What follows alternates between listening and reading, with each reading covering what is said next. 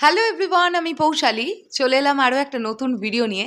এখন এমন একটা প্রজেক্ট নিয়ে কথা বলতে এসেছি যেই প্রজেক্টটা দেখার জন্য অনেক দিন যাবৎ মুখিয়েছিলাম। ফাইনালি গতকাল আইস্ক্রিন ওটিটি প্ল্যাটফর্মে চলে এসেছে রাইহান রাফি পরিচালিত অমীমাংসিত। তো কেমন লাগলো এই প্রজেক্টটি, সেই বিষয়টা নিয়ে কথা বলি। রিভিউ শুরু করবার আগে একটা ব্যাপার বলতে চাই, সেটা হচ্ছে আইস্ক্রিনে যখন এই কন্টেন্টটা দেখছি এত বাফারিং বারংবার, যেটা কিন্তু খুব ডিস্টার্ব ক্রিয়েট করেছে, হ্যাঁ, কনসেন্ট্রেশন ল্যাক করেছে।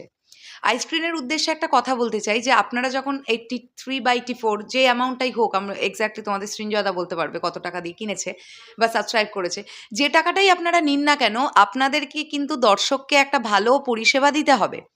একটা কন্টেন্ট চলাকালীন যদি 14বার বাফারিং হয় তাহলে কিভাবে সেই কন্টেন্টটা মন দিয়ে দেখবো বলুন? তো এটা আমি খুব প্রবলেম ফেস করেছি, অ্যাকচুয়ালি আমরা দুজনেই।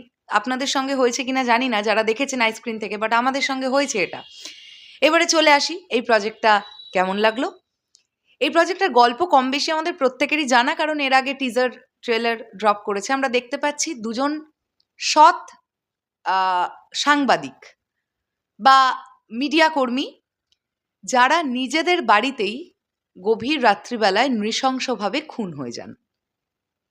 এবার কেন খুন হলেন, কে খুন করলেন, এই ব্যাপারটাকে আমাদেরকে দেখানো হচ্ছে এভাবে। বেশ কিছু পুলিশ অফিসার্স তারা একসঙ্গে বসেছেন, তাদের প্রত্যেকের আলাদা আলাদা পার্সপেক্টিভে আমাদের গল্পটাকে দেখানো হচ্ছে। তো কার কোনটা ধারণা কি হতে পারে? অনেকেই বলছিলেন যে এটা নাকি সাগর রুনি হত্যা মামলা বা হত্যাকাণ্ডর ওপরে নির্মিত হওয়া একটা content. But recently Raihan Rafi এই কথাটা বলেছেন যে এটা পার্টিকুলার কোনো ব্যক্তিদের কেন্দ্র করে নয়, এটা এমন একটি প্রজেক্ট যেটা কিছু ঘটে যাওয়া ঘটনা এবং তার সঙ্গে সঙ্গে ডিরেক্টরের ফ্রিকশনাইজড একটা কিছু ব্যাপার স্যাপার মিলিয়ে গল্পটাকে নির্মাণ করা হয়েছে। তো এবার দেখুন, আমাদের পক্ষে তো বলা পসিবল নয় যেটা আসলেই সাগর রুনি হত্যা মামলাকে কেন্দ্র করে তৈরি কিনা। আর যদি সেটাই হয় তাহলে সেই কেসটা এখনো অমীমাংসিতই আছে, আমরা জানি। সেদিকে আমরা না গেলাম, চলে আসি যে কেমন লাগলো এই কন্টেন্টটা। তো গল্পটা বেসিক্যালি এরকমই যে দুজন খুন হয়ে গেলেন, দুজন সাংবাদিক কেন খুন হলেন, পুলিশের পার্সপেক্টিভে কারা খুন করতে পারেন, এই ব্যাপারটাই ডিরেক্টর কিন্তু তুলে ধরেছেন।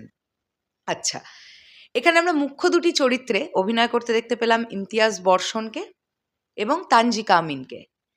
বাকিরাও আরও অনেকে ছিলেন। একটি ছোট্ট বাচ্চা মেয়ে পারফর্ম করেছে, যার পারফরমেন্স বিশেষ করে একদম প্রজেক্টের শেষে এসে দেখবার মতন আমার দারুণ লেগেছে। বাচ্চাটি খুব সুইট, এবং ইমতিয়াজ বর্ষণ আর তানজিকা আমিন তাঁরা দুজনের চরিত্রে ভীষণ ভালো অভিনয় করেছেন।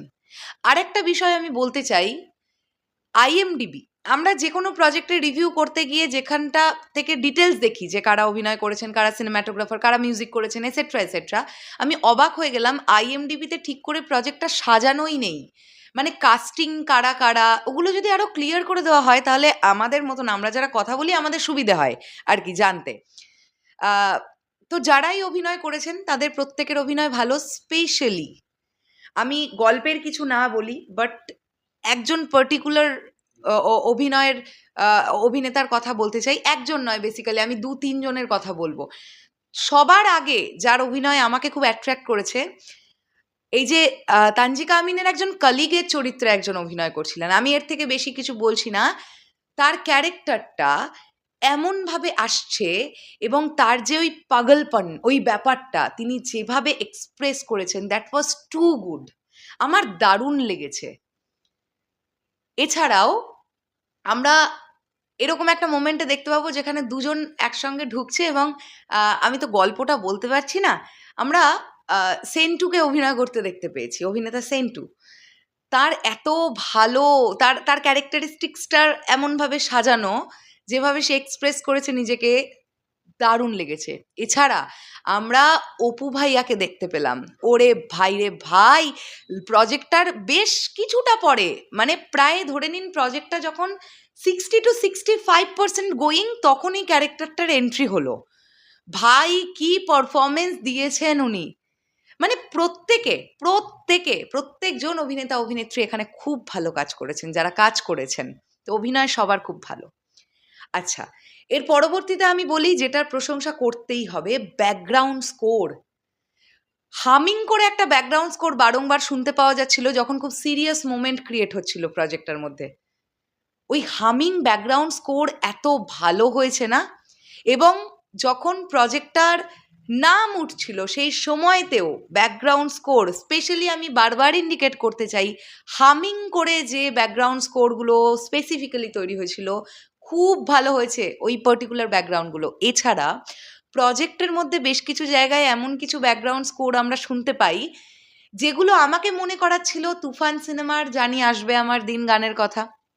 সুরগুলো বলছি, তো কিছুটা না, তুফান যারা দেখেছেন, মেগাস্টার শাকিব খানের তুফান, তারা যদি খুব মন দিয়ে ব্যাকগ্রাউন্ড স্কোর শোনেন অমীমাংসিতর, কিছু সিমিলারিটিস পাবেন। এবার হতে পারে এটা নয় কাকতালীয়, নয় হয়তো এরকম কিছু ফাইলস থেকে থাকে যেগুলো লাগে না, বা হয়তো লেগেছে কিছুটা লাগেনি, বা কিছুটা অমীমাংসিতর জন্যও তৈরি। মানে মোট কথা না, একটা সিমিলারিটিস কিছু কিছু জায়গায় পাওয়া গেছে ব্যাকগ্রাউন্ড স্কোরে, যেটা ডেফিনেটলি নেগেটিভ দিক তো নয়, ভালো লেগেছে যে যে জায়গায় ইউজ করা। তো ব্যাকগ্রাউন্ড স্কোর এই প্রজেক্টটার জন্য খুব ভালো। রাইহান রফি মানেই আমরা জানি সিঙ্গল টেক বা ওয়ান টেক শট। এই প্রজেক্টটার মধ্যে ছোট ছোট কিছু ওয়ান টেক দেখতে পাওয়া গেছে যেগুলো প্রমিসিং।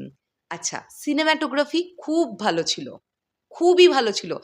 স্পেশালি এই প্রজেক্টটা বেশিরভাগটাই দাঁড়িয়ে আছে কিন্তু রাতের দৃশ্যের ওপরে, কারণ যেহেতু খুন দুটো হয়েছিল রাত্রিবেলা, তাই প্রজেক্টটা যতবারই ডিরেক্টরকে মানে যেভাবেই দেখানো হোক না কেন, রাতটাই বেশি বেশি ঘুরে ঘুরে আসছে। তো প্রতিটা দৃশ্য এত সুন্দরভাবে দৃশ্যায়ন করা এবং কালার গ্রেডিংয়ের কাজ এত সুন্দর হয়েছে, যেটা অবশ্যই প্রশংসনীয়। এবার একটা কথা বলি, আমরা এই পুরো প্রজেক্টটা দেখে গেলাম পুলিশের পার্সপেক্টিভ দিয়ে, কিন্তু আমরা যেটা পেলাম না সেটা হচ্ছে ডিরেক্টরের কোনো সে পেলাম না। এবার হতে পারে ডিরেক্টর কিছু বলতেই চাননি, তার কোনো সে দিতে চাননি, কারণ এটা খুব সেন্সিটিভ একটা ইস্যু, বা গল্পটা ইটসেলফ খুব সেন্সিটিভ, তাই হয়তো ডিরেক্টর নিজের কোনো সে রাখেননি এই গল্পটার মধ্যে, জনতার ওপরেই ছেড়ে দিয়েছেন। 4-5টা কারণ দেখানো হয়েছে 4-5 জন পুলিশের পার্সপেক্টিভ থেকে, এবার জনতার ওপরেই ছাড়া হয়েছে। এবার আপনারাই ভাবুন যে কোনটা হতে পারে। তো এই ধরনের গল্প বলাটা ভালো লাগলো, খারাপ না, তবে ডিরেক্টরের একটু সে পেলে আরো বেশি ভালো লাগতো। আর একটা কথা বলি, এই প্রজেক্টটার মেকিং খুব ভালো হয়েছে। দেখবেন আমরা এই ধরনের কন্টেন্ট যখন দেখি, যে একটা ঘটনা নানান জনের পার্সপেক্টিভ থেকে আমরা দেখছি, এই ধরনের প্রজেক্ট মেকিং খুব চ্যালেঞ্জিং হয়, যেটা রাইহান রফি নিয়েছেন নিজের মধ্যে। কারণ একটা ঘটনাই আপনি বারংবার দেখছেন, নানান জনের চোখের মাধ্যমে দেখছেন তারা কিভাবে ভাবছে ঘটনাটা যখন সেম, আপনাকে সিমিলার কিছু তো রাখতেই হচ্ছে। তো এই সিমিলার বিষয়পত্রগুলো বারবার করে রিক্রিয়েট করা একটু ডিফারেন্ট ওয়েতে, এটা কিন্তু খুব একটা মামুলি ব্যাপার নয়, যেটা মেকিংয়ের দিকে খুব ভালোভাবে করেছেন রাইহান রফি এবং টিম ডেফিনেটলি। এবং রাইহান রফিকে সাহায্য করেছেন এই তুখর অভিনেতা অভিনেত্রীরা, যারা ফাটিয়ে পারফরমেন্স দিয়েছেন, জাস্ট এটা নিয়ে কোনো ডাউট নেই।